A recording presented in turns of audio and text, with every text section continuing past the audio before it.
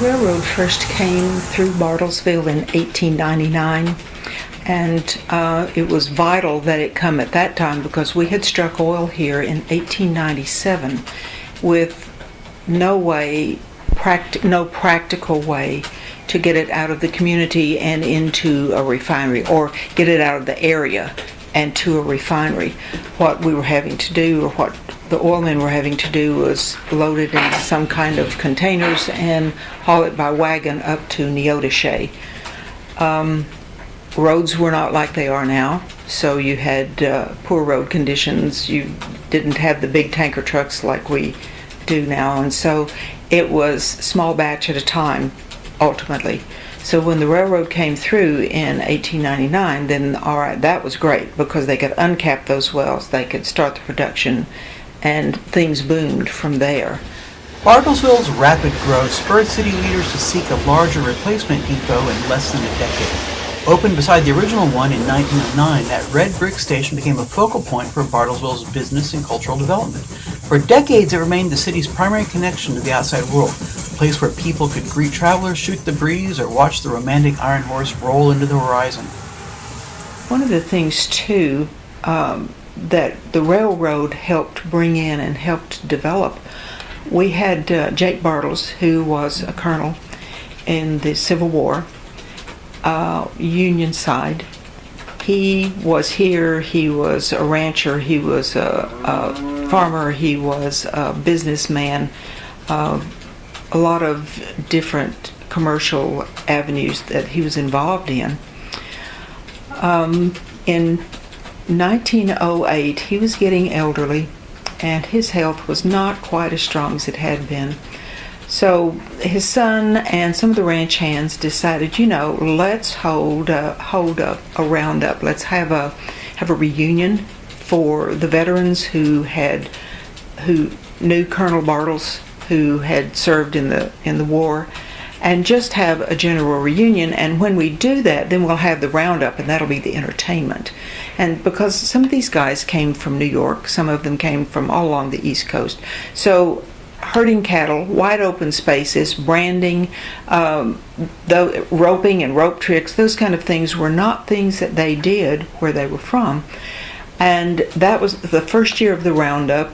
There was a nice group of war veterans that came and brought their families. And then word began to spread. And so in the following years and the ensuing years, they had an entertainment venue here that grew to the point that you had the railroad would have special trains that would come from the Northeast to this area for the Dewey Roundup. When you have a community the size of Dewey and Bartlesville, which was not 40,000 people, several thousand, but that would be about it. And you have an influx of 20 and 40,000 people. You have a huge number of people, and a lot of people are camping out. People are renting out the back bedrooms or letting their families move. The kids all move together in one room, or maybe the whole family lives in one bedroom, and they rent out the rest of the rooms to visitors coming in. It was just another way to make a little money, and there weren't nearly enough hotels to accommodate huge crowds anyway. It was a grand and glorious thing, and was very active until about the beginning of World War II.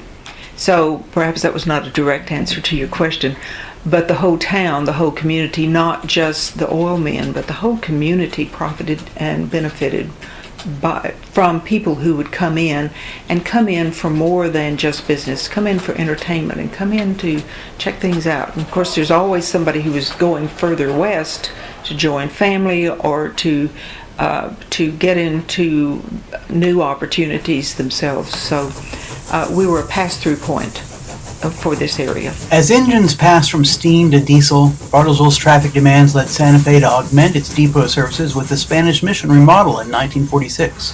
But the rise of air and highway traffic spurred a rapid decline in passenger travel, with the last consumer train leaving the depot dock in 1971. The depot continued handling freight another 12 years. Then Phillips Petroleum bought and restored the site as the new home for the Bartlesville Regional Chamber of Commerce.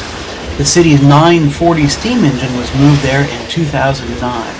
It has a good design, a good distinct design and style, and they have preserved it well. And then when they've added the engine there and permanently parked it on a set of tracks next to the active tracks, that continues to be a draw, because an engine of that size, and it's pretty unique. There aren't a lot of those still around for people to come and see and climb up on and look and see what went on in a train like that.